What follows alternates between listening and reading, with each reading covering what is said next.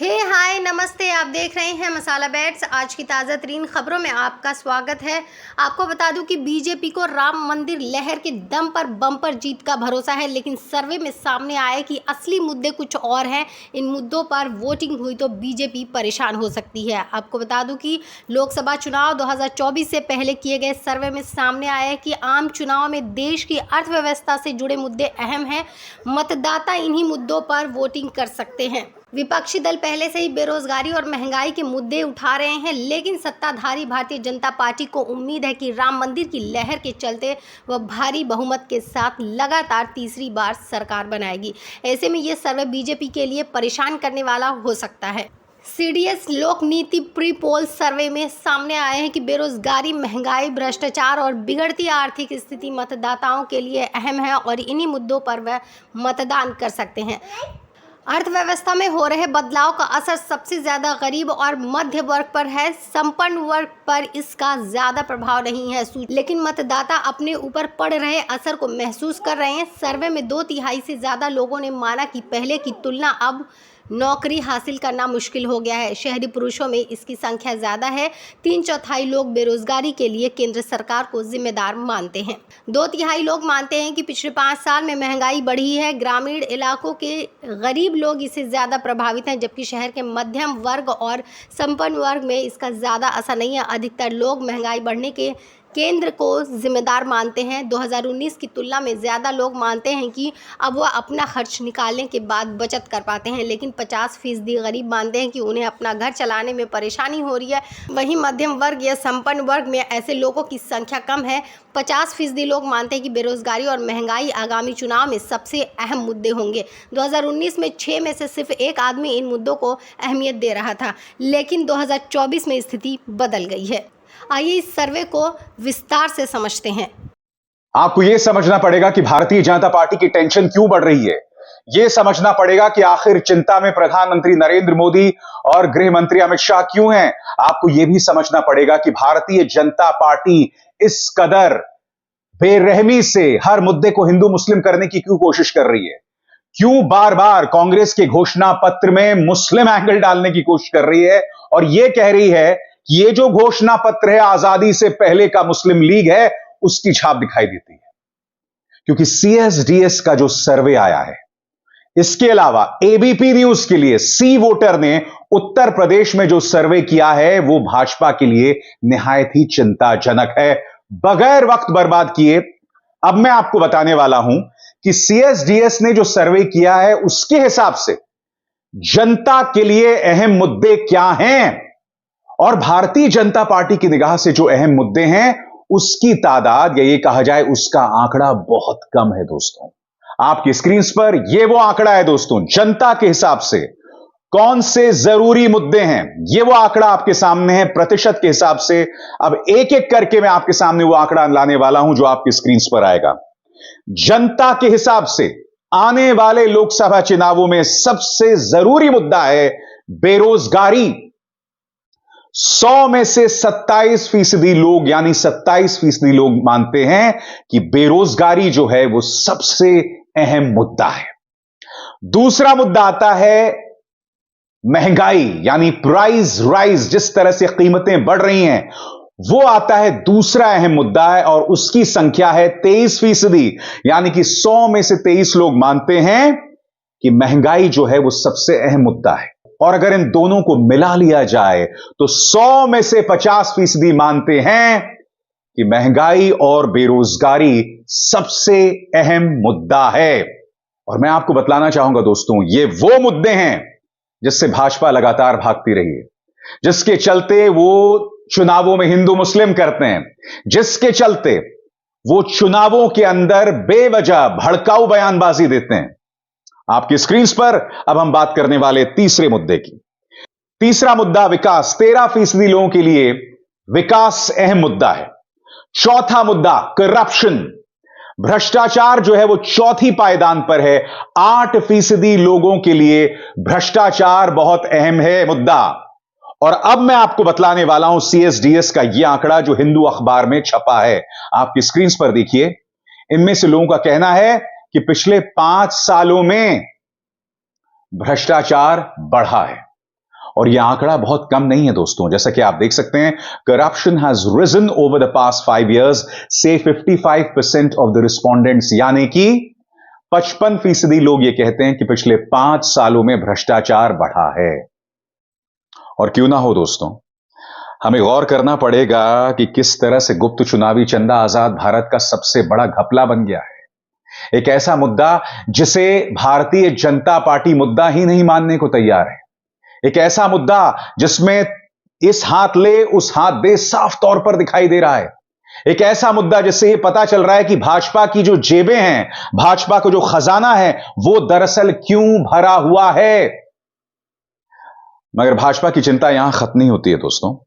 भाजपा जिन मुद्दों को सबसे ज्यादा तरजीह देती है, उसका आंकड़ा बहुत कम है आपके स्क्रीन पर। अब मैं आपको बताने वाला हूं। राम मंदिर सिर्फ 8% लोगों के लिए, 100 में से सिर्फ 8% लोगों के लिए राम मंदिर सबसे बड़ा मुद्दा है। और एक और शॉकिंग खबर, हिंदुत्व सिर्फ 2% लोगों के लिए हिंदुत्व जो है वो एक बड़ा मुद्दा है। यानी कि अगर हम दोनों चीजों को मिला दें, राम मंदिर 8% और हिंदुत्व 2%, ये वो दो मुद्दे हैं जिसे प्रधानमंत्री नरेंद्र मोदी, गृह मंत्री अमित शाह, ये तमाम लोग तरजीह दे रहे हैं। और 100 में से सिर्फ 10% लोग मानते हैं कि राम मंदिर और हिंदुत्व जो है वो सबसे अहम मुद्दा है। क्योंकि मैं आपको याद दिलाना चाहूंगा कि भारतीय जनता पार्टी, उनका प्रचार तंत्र, उनका पालतू मीडिया, पापा की परियां, गुल्लू और कालू आपको ये लगातार समझाते रहते हैं कि हिंदू खतरे में है। मगर CSDS का ये जो सर्वे है, ये साफ तौर पर कह रहा है कि ये बात नहीं है। सिर्फ 10% जो हैं वो राम मंदिर और हिंदुत्व को तरजीह देते हैं, इंपॉर्टेंस देते हैं। उसके बाद दोस्तों, भारत की अंतर्राष्ट्रीय छवि सिर्फ 2% दोस्तों। मैं आपको बतलाना चाहूंगा कि भाजपा ने एक नैरेटिव, एक संवाद कायम किया है पिछले 10 सालों में कि प्रधानमंत्री नरेंद्र मोदी विश्व गुरु हैं। उनके आने के बाद अंतर्राष्ट्रीय साख बढ़ गई है। जबकि आप जानते हैं, चीन के साथ संघर्ष में हमारे 21 जवान जो है वो शहीद हो गए। अमेरिकी विदेश मंत्रालय हो, बरतानी विदेश मंत्रालय हो, वो लगातार भारत के आंतरिक मामलों में बयानात देते रहे हैं। याद कीजिए जिस तरह से केजरीवाल को जेल में डाला गया, जिस तरह से कांग्रेस के बैंक खाते फ्रीज हुए, प्रतिक्रिया कहां से आई? अमेरिकी विदेश मंत्रालय से, जर्मनी के विदेश मंत्रालय से, यहां तक कि संयुक्त राष्ट्र ने भी उस पर प्रतिक्रिया दी थी। यानी कि भारत की जो अंतर्राष्ट्रीय छवि है वो सिर्फ 2% लोगों के लिए मुद्दा है। अब आगे देखते हैं दोस्तों, आरक्षण सिर्फ 2% के लिए। 9% वो लोग थे जिन्होंने कोई जवाब नहीं दिया, और कुछ वो लोग थे जिन्होंने कहा हमें कुछ नहीं पता, और वो आंकड़ा था 6%। अब मैं चाहूंगा ये जो आंकड़ा मैंने आपके स्क्रीन पर दिया है, इसमें दोबारा आप दो सबसे अहम आंकड़ों पर गौर कीजिए। बेरोजगारी की बात करें तो 27% लोगों के लिए अहम मुद्दा है, और महंगाई की बात करें 23% के लिए अहम मुद्दा है। राम मंदिर 8% और हिंदुत्व 2%। 50% बनाम 10%। यहां तक कि उन लोगों की भी तादाद कम है जो भारत की अंतर्राष्ट्रीय छवि पर वोट डालना चाहते हैं। यानी कि भाजपा का जो नैरेटिव है कि प्रधानमंत्री नरेंद्र मोदी के आने के बाद भारत विश्व गुरु बन गया है, उसमें भी सिर्फ 2% लोगों का विश्वास है। हकीकत क्या है दोस्तों, हम सब जानते हैं। मगर चिंता भाजपा के लिए सिर्फ इतनी नहीं है दोस्तों। आपके सामने एबीपी न्यूज का यह सर्वे जो आपकी स्क्रीन पर है, पढ़ के सुनाना चाहता हूं। सी वोटर सर्वे, उत्तर प्रदेश में इंडिया गठबंधन को हो गया जबरदस्त फायदा, 1 हफ्ते में वोट शेयर में बड़ा उछाल, चौंका रहा सर्वे। सरल शब्दों में कहा जाए दोस्तों, यह सर्वे बता रहा है कि इंडिया गठबंधन का जो वोट प्रतिशत है वो उछाले मार रहा है। मायावती का वोट सर्वे नीचे आ रहा है, मगर भाजपा के लिए अच्छी खबर यह है कि उसका वोट सर्वे 52% बना हुआ है। खबर क्या है, मैं आपको पढ़ के सुनाना चाहता हूं आपके स्क्रीन पर। सर्वे के मुताबिक उत्तर प्रदेश में भाजपा के नेतृत्व वाले एनडीए को 52% वोट मिल सकते हैं। वहीं इंडिया अलायंस के खाते में 40% वोट जाने की संभावना है। मायावती की बहुजन समाज पार्टी को 6%, अन्य को 2% मिल सकता है। नए सर्वे में बीजेपी को कोई नुकसान नहीं हुआ है। एनडीए को कोई नुकसान नहीं हुआ है, सी वोटर का यह सर्वे बता रहा है। खबर क्या कहती है मैं आपको पढ़ के बताने वाला हूं।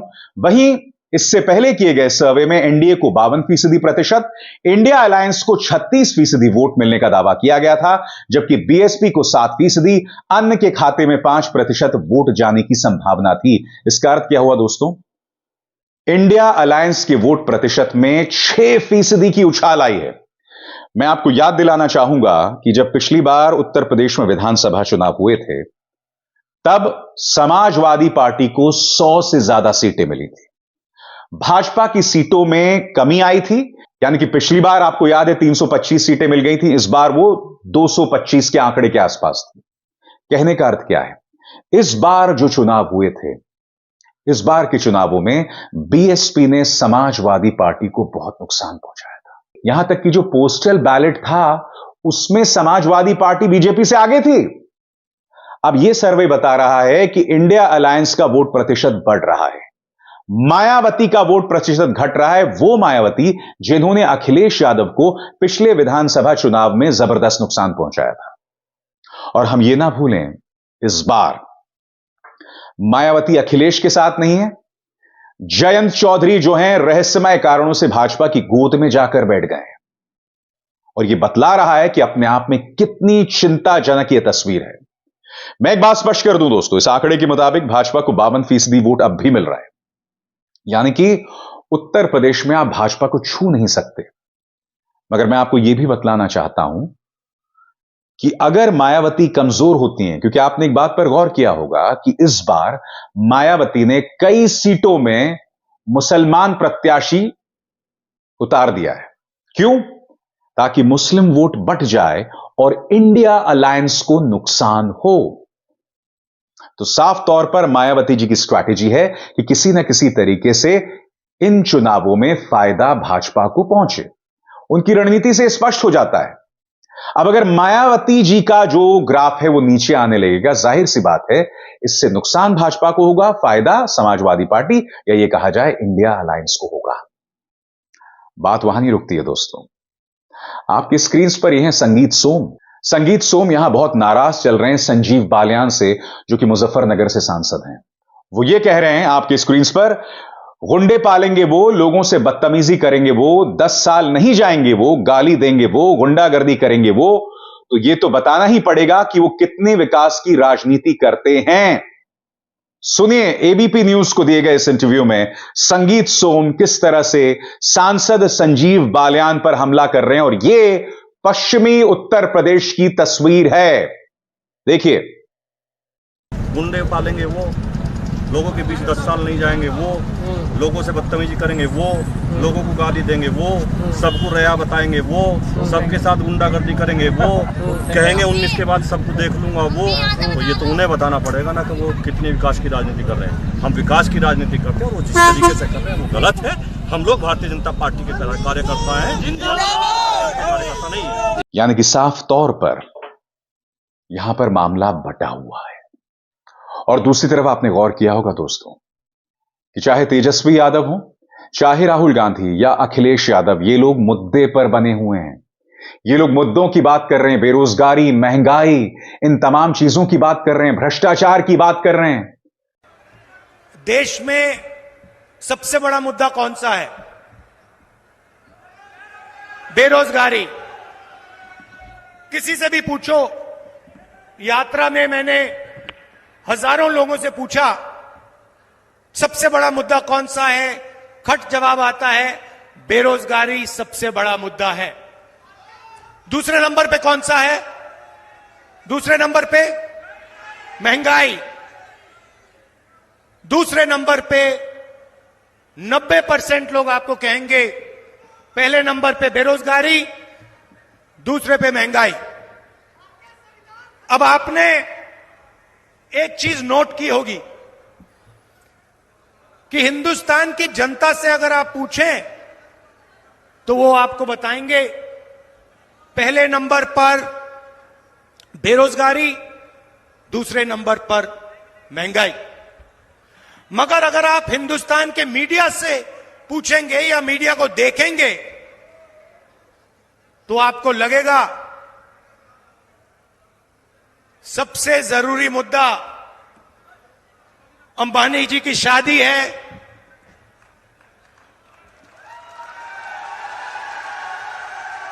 उधर आपको विदेश से हजारों लोग आते हुए देखेंगे।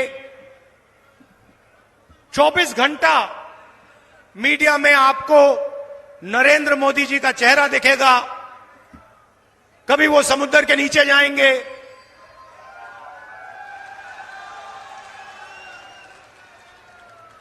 कभी हेलीकॉप्टर में, सी प्लेन में उड़ते हुए देखेंगे, कभी थाली बजाते हुए देखेंगे, कभी मोबाइल फोन की लाइट दिखाने को बोलेंगे। और भ्रष्टाचार एक ऐसा मुद्दा है जिस पर प्रधानमंत्री सीधे तौर पर घिरे हुए हैं। अब उनकी बात का कोई विश्वास नहीं कर रहा कि वो भ्रष्टाचार के खिलाफ गारंटी है। क्यों? क्योंकि आपकी पार्टी में या आपके मोर्चे में अजीत पवार भी हैं, छगन भुजबल भी हैं, अशोक चव्हाण भी हैं, जिन पर आप भ्रष्टाचार को लेकर हमले बोलते रहे थे।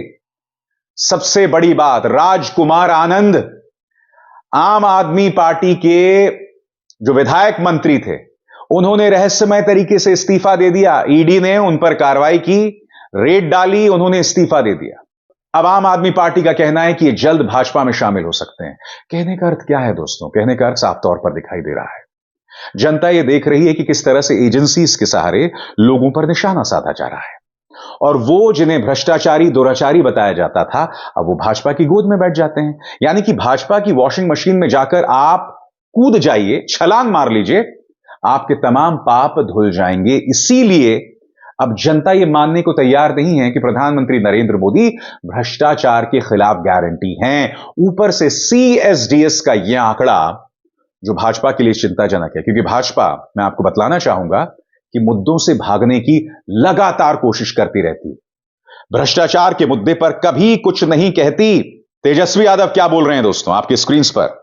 देश का युवा वर्ग जान चुका है कि प्रधानमंत्री जी कभी भी बेरोजगारी, किसानी, महंगाई, गरीबी, शिक्षा, स्वास्थ्य और ज्वलंत मुद्दों पर बात नहीं करते। 10 साल शासन में रहने के बावजूद भी वो अपनी उपलब्धियां गिनाने के बजाय हर बात के लिए विपक्ष को दोषी ठहराते हैं। प्रधानमंत्री को बताना चाहिए कि विगत 46 वर्षों में उनके शासन में ही बेरोजगारी, गरीबी और महंगाई सबसे अधिक क्यों बढ़ी।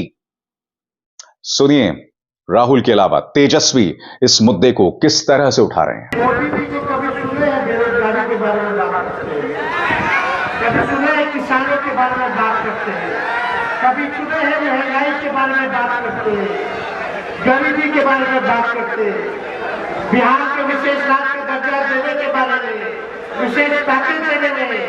कभी सुने हैं कि गया में वो इंडस्ट्री लगाएंगे, निवेश लाएंगे, देश में सबसे बड़ा पर्यटन स्थल बनवाएंगे गया को। कभी सुने ना? खाली हिंदू, मुस्लिम, सनातन। दोस्तों कई जानकार ये बता रहे हैं कि इस बार भाजपा के वोट कम से कम बढ़ नहीं रहे हैं, और आप जानते हैं कि वक्त जैसे जैसे आगे बढ़ता है आपका वोट प्रतिशत कम ही होता है। मगर अब यह देखना है कि जिन राज्यों के चलते भाजपा को 300 सीटें मिल गई थी, उन राज्यों में भाजपा का जो परचम है वो लहराता है या उसमें गिरावट आती है।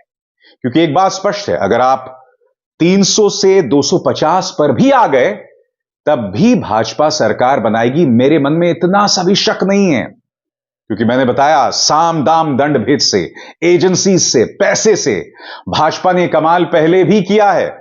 लिहाजा अगर भाजपा 250 सीटों पर भी आती है तब भी वो सरकार बनाएगी। मगर जो भाजपा ये लगातार कहती रही कि भाई 400 सीटें, अब की बार 400 सीटें, और जिस भाजपा को प्रचार तंत्र का साथ था, जिस प्रचार तंत्र के जरिए राहुल, तेजस्वी, अखिलेश, केजरीवाल सबको खलनायक के तौर पर पेश किया गया था, और स्वाभाविक सी बात है कि इस प्रचार तंत्र की मेहनत के बावजूद भाजपा को अगर सिर्फ 250 सीटें भी मिलती हैं तो यह भी उनके लिए चिंताजनक बात है। मगर यह महज कयास है दोस्तों। मैं उन पत्रकारों की तरह नहीं हूं जो ये दावा करता हूं चुनावों से पहले कि भाई भाजपा की इतनी कम सीटें आ रही हैं। नहीं, इस वक्त भाजपा ड्राइवर्स सीट पर है, आगे है। क्यों है? क्योंकि यह चुनाव जो है वो बराबरी का नहीं है। जनता तक असली तस्वीर पहुंचती नहीं। गुप्त चुनावी चंदा कितना बड़ा खेला है, इसको लेकर आधे से ज्यादा लोगों को पता ही नहीं मामला क्या है। यह तो आप मेरे ही मंच पर इसकी चर्चा लगातार सुनते हैं। कहने का अर्थ साफ है, जब असली तस्वीर जनता तक नहीं जाएगी तो जनता इस सूरत में ही नहीं है, इस स्थिति में ही नहीं है कि वो फैसला कर सके। लिहाजा आधी अधूरी तस्वीर के जरिए यह मुकाबला बराबरी का नहीं हो सकता। मगर एक बात स्पष्ट है दोस्तों, वो चिंता आप साफ तौर पर भाजपा में देखते हैं। यही वजह है कि हिंदू मुस्लिम करने की साफ तौर पर कोशिश प्रधानमंत्री कर रहे हैं, उनके तमाम मंत्री कर रहे हैं। मैं आपको बार बार बतला रहा हूं, चाहे वो राज्यवर्धन राठौर हों, अरुण गोविल हों, राजेश मिश्रा हों, खुद अमित शाह हों, लगातार इस तरह के बयानात दे रहे हैं। चुनाव आयोग खामोश है। चुनाव आयोग रणदीप सुरजेवाला, आम आदमी पार्टी, सुप्रिया श्रीनेत पर एक्शन लेता है, मगर साहब मजाल है भाजपा को कुछ कहें। प्रधानमंत्री खुल के चुनावों में हिंदू मुस्लिम करने की कोशिश कर रहे हैं। कांग्रेस के घोषणा पत्र को आजादी से पहले मुस्लिम लीग का बता रहे हैं, मगर भाजपा अपने गिरेबान में नहीं झांक रही है।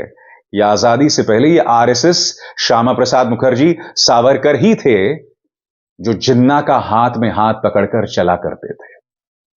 चाहे सिंध और बंगाल में सरकार बनाने को लेकर हो या फिर भारत छोड़ो आंदोलन का विरोध करना हो या फिर नेताजी सुभाष चंद्र बोस की इंडियन नेशनल आर्मी का विरोध करना हो। मिलते हैं किसी नई पेशकश ये तमाम सवाल हैं जिनके जवाब ना अमित शाह के पास हैं, न प्रधानमंत्री के पास, न भाजपा के किसी छोटे भैये नेता के पास। तब तक के लिए नमस्कार।